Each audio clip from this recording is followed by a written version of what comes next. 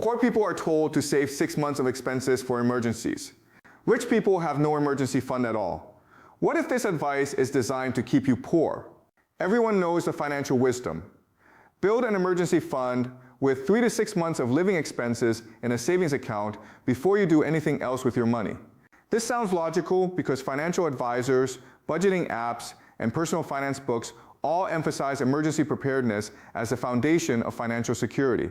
But there's something that doesn't quite add up. Why do wealthy people never seem to follow this advice?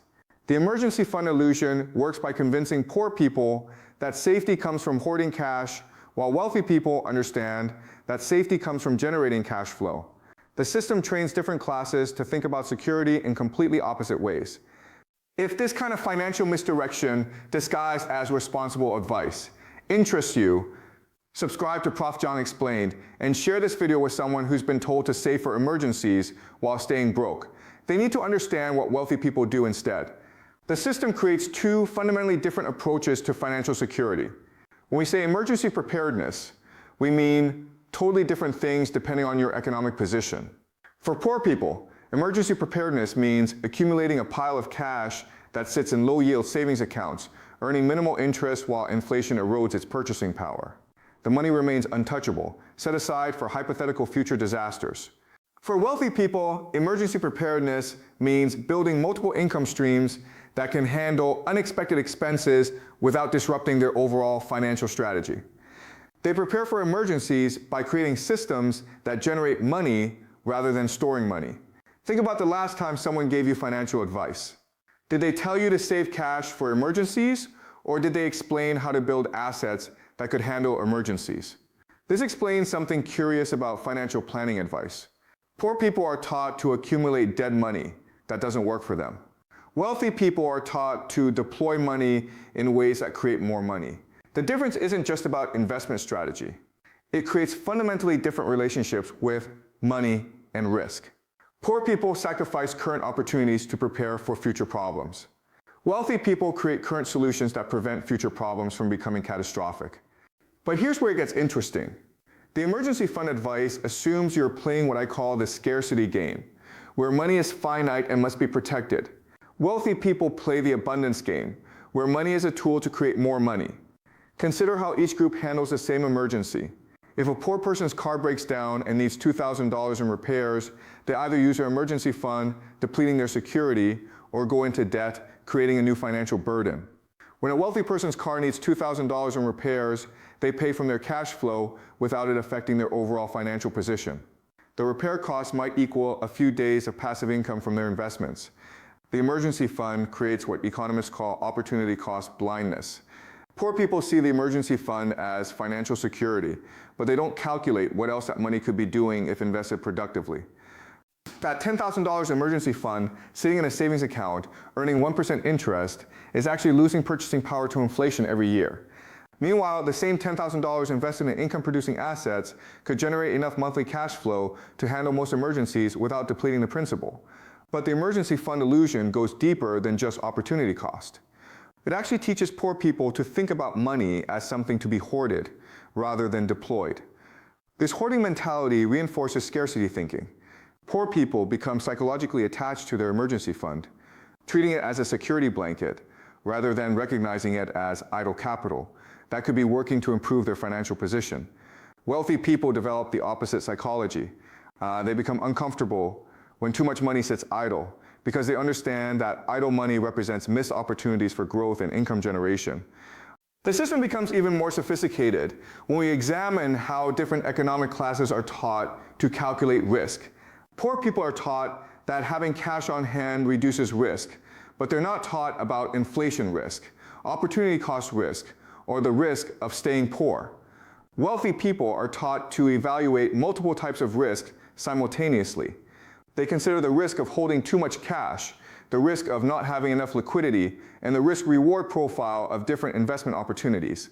This different risk calculation leads to completely different financial strategies. Poor people optimize for survival and security. Wealthy people optimize for growth and opportunity. But there's something even more insidious about the emergency fund advice. It delays wealth building by requiring people to accumulate dead money before they can begin investing in assets that appreciate or generate income.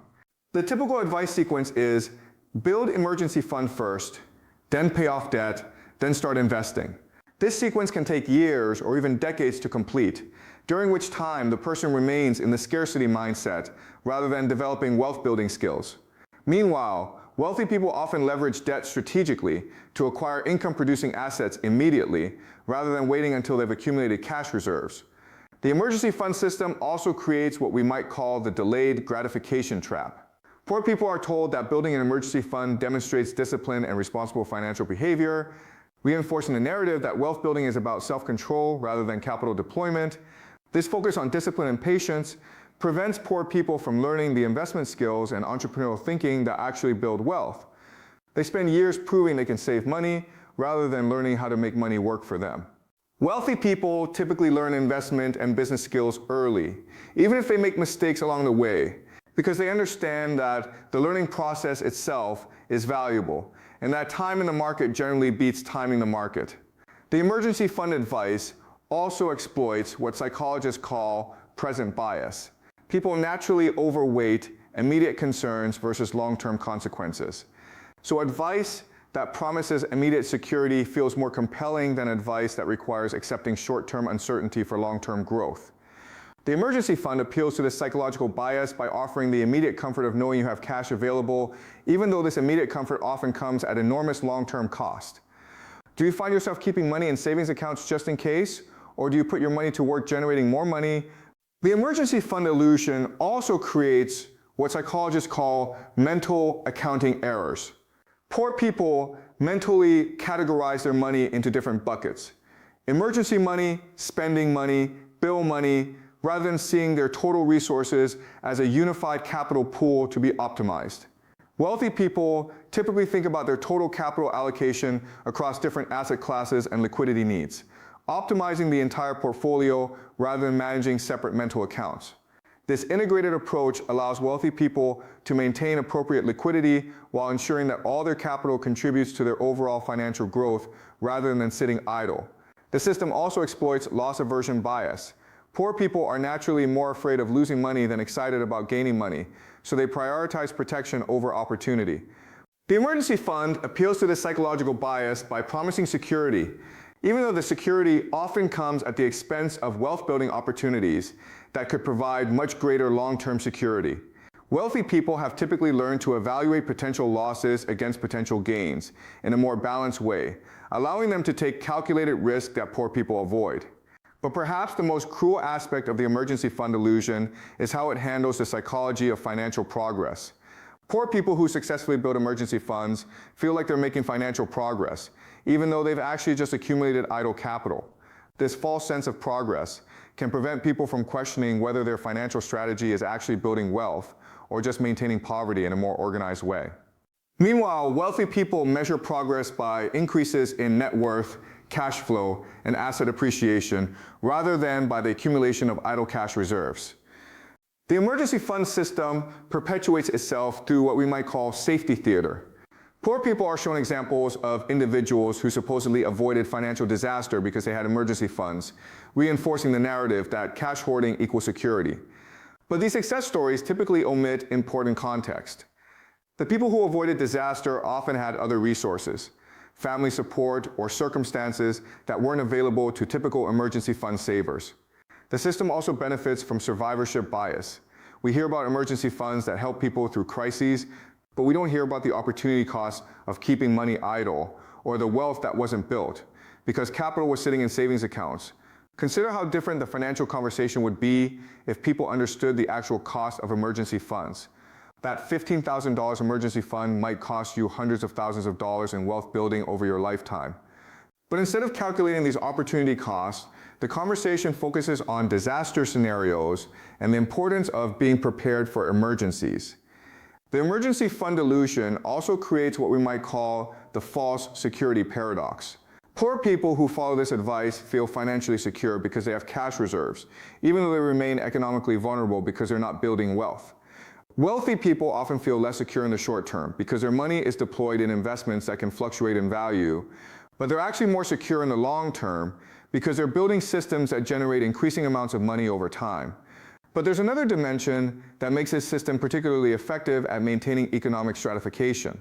The emergency fund advice assumes that emergencies are binary events that either happen or don't happen, requiring binary solutions. Either you have cash available or you don't. Wealthy people understand that most emergencies are actually cash flow problems that can be solved through multiple mechanisms: asset liquidation, credit lines, business cash flow, investment income, or temporary restructuring of other financial commitments. This more sophisticated understanding of emergency management allows wealthy people to maintain minimal cash reserves while having access to much larger amounts of capital when needed. The emergency fund approach trains poor people to think in terms of simple solutions for complex problems, while wealthy people learn to develop complex solutions that provide greater flexibility and opportunity. The system also creates what economists might call liquidity misallocation. Poor people are taught to maintain high liquidity in low return assets, while wealthy people learn to maintain appropriate liquidity while maximizing returns on the majority of their capital. This liquidity misallocation can cost poor people enormous amounts of wealth over time, as their emergency funds earn minimal returns, while inflation erodes purchasing power and opportunity costs compound. The emergency fund illusion also exploits temporal inconsistency in how people think about money. Poor people are encouraged to think about emergencies as immediate threats requiring immediate cash availability. But they're not encouraged to think about the long-term consequences of keeping money idle. Wealthy people typically take a longer-term view, understanding that maintaining appropriate liquidity is important, but that the vast majority of their capital should be working to generate returns that compound over time. Have you ever calculated how much your emergency fund is costing you in missed investment opportunities? The system maintains itself because emergency fund advice sounds responsible and conservative, while wealth-building advice can sound risky or aggressive.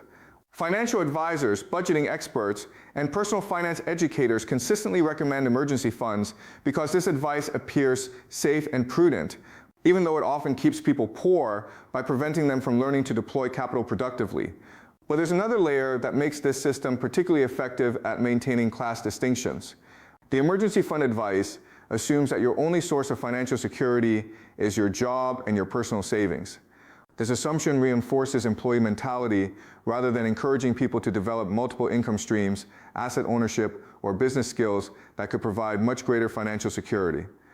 Wealthy people typically build security through diversification, multiple income sources, various asset classes, business ownership, and professional networks that can provide opportunities during difficult times. The emergency fund approach concentrates all security in one place, a cash account that provides no income and diminishes in value over time. But here's what makes the illusion particularly sophisticated. It co-opts the language of financial responsibility while delivering the opposite result. Poor people are told they're being financially responsible and preparing for the future when they're actually sacrificing wealth-building opportunities for the illusion of security. The behaviors that actually build financial security, deploying capital productively, developing multiple income streams, building assets that appreciate, are often dismissed as too risky or complicated for ordinary people. The emergency fund illusion also creates what we might call the security theater effect. Poor people engage in elaborate financial behaviors that make them feel secure without actually improving their long-term financial position. They track their emergency fund balance, celebrate reaching savings milestones, and feel financially responsible for maintaining cash reserves, even though these behaviors often prevent them from taking the actions that would actually build financial security. Meanwhile, wealthy people focus on metrics that actually correlate with financial security: net worth growth, cash flow increases, asset appreciation, and return on investment. Can you think of anyone who became wealthy by keeping large amounts of cash in savings accounts? The emergency fund illusion has successfully convinced poor people that financial security comes from accumulating dead money rather than building systems that generate money. Meanwhile, wealthy people understand that true security comes from building wealth that can handle any emergency without depleting the underlying capital base. The system perpetuates itself because people who follow emergency fund advice and achieve modest financial stability are held up as success stories, while those who struggle despite having emergency funds are blamed for not saving enough or not being disciplined enough. Meanwhile, the people who become truly financially secure through asset building and cash flow generation are often dismissed as having been lucky or having had advantages that aren't available to ordinary people. And perhaps most remarkably, The system has convinced people that questioning emergency fund orthodoxy is somehow financially irresponsible. When examining this advice is actually essential for understanding how different economic classes approach financial security in fundamentally different ways. The emergency fund illusion represents one of the most successful mechanisms for keeping poor people focused on accumulating dead money rather than learning to deploy capital productively, ensuring that wealth concentration continues while maintaining the appearance of sound financial advice. But there's yet another dimension to this system that makes it particularly effective at maintaining economic hierarchies. The emergency fund advice creates what economists might call temporal arbitrage, where poor people sacrifice present opportunities for uncertain future security. While poor people are accumulating cash reserves that earn minimal returns, wealthy people are using time value of money principles to maximize present value by deploying capital immediately in higher return opportunities. This temporal arbitrage allows wealthy people to compound their advantages while poor people compound their disadvantages through opportunity costs that accumulate over decades. The emergency fund system also creates what we might call the preparation paradox. Poor people spend enormous amounts of time and energy preparing for emergencies that may never happen, while neglecting the wealth-building activities that could prevent financial emergencies in the first place. Wealthy people typically spend their time and energy building systems that generate increasing amounts of money, making most traditional emergencies irrelevant because they have multiple ways to access capital when needed. This different allocation of attention and resources creates divergent outcomes, even when both groups start with similar amounts of money. The system also exploits what behavioral economists call hyperbolic discounting. Poor people naturally overvalue immediate security relative to future wealth, making emergency fund advice psychologically appealing even when it's economically suboptimal. The emergency fund provides immediate psychological relief from financial anxiety, even though this relief comes at the cost of long-term financial opportunity. Wealthy people have typically learned to override this psychological bias by focusing on long-term wealth building rather than short-term security, understanding that true security comes from increasing net worth and cash flow rather than accumulating idle cash. But perhaps the most sophisticated aspect of the emergency fund illusion is how it creates what we might call financial learned helplessness. Poor people who follow this advice learn to see themselves as passive victims of potential emergencies rather than active creators of financial opportunity. The emergency fund reinforces the narrative that financial life is something that happens to you rather than something you actively control and improve. This passive mindset prevents people from developing the entrepreneurial thinking and investment skills that actually build wealth. Meanwhile, wealthy people learn to see themselves as active agents who can create financial solutions and opportunities regardless of external circumstances. Do you approach your finances as something that happens to you or as something you actively control and improve? The emergency fund system also creates what economists call signaling problems. People who accumulate large emergency funds often signal to themselves and others that they're financially responsible, even when they're actually financially passive. This false signaling can prevent people from seeking financial education, taking calculated risks, or developing the skills necessary to build wealth because they believe they're already being financially responsible.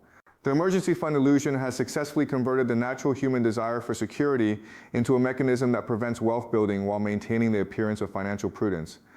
Hit subscribe if you want more analysis of how financial advice serves different purposes for different economic classes, and share this with someone who's been told that cash and savings accounts equal security.